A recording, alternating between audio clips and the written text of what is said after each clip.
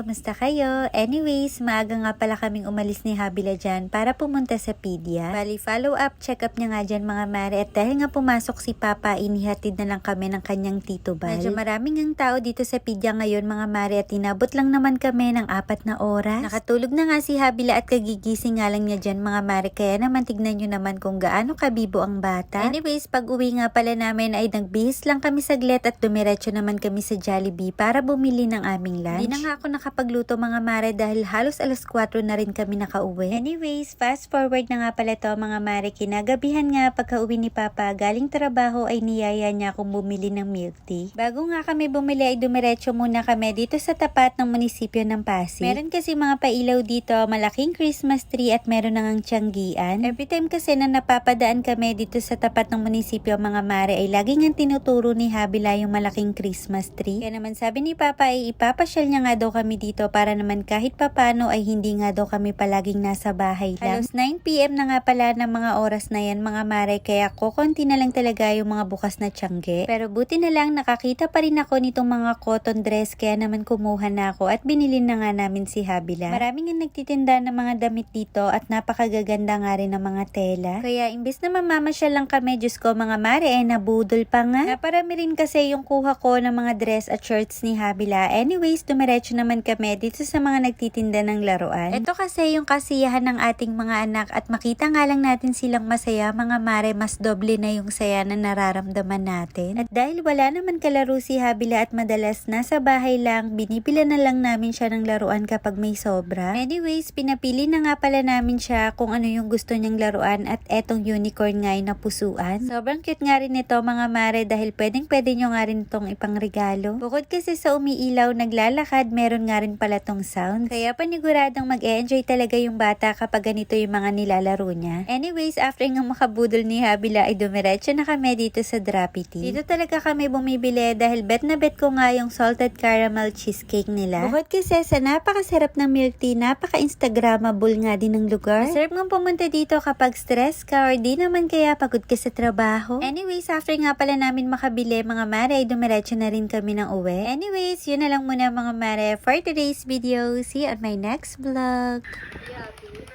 Are you happy, baby? Baby!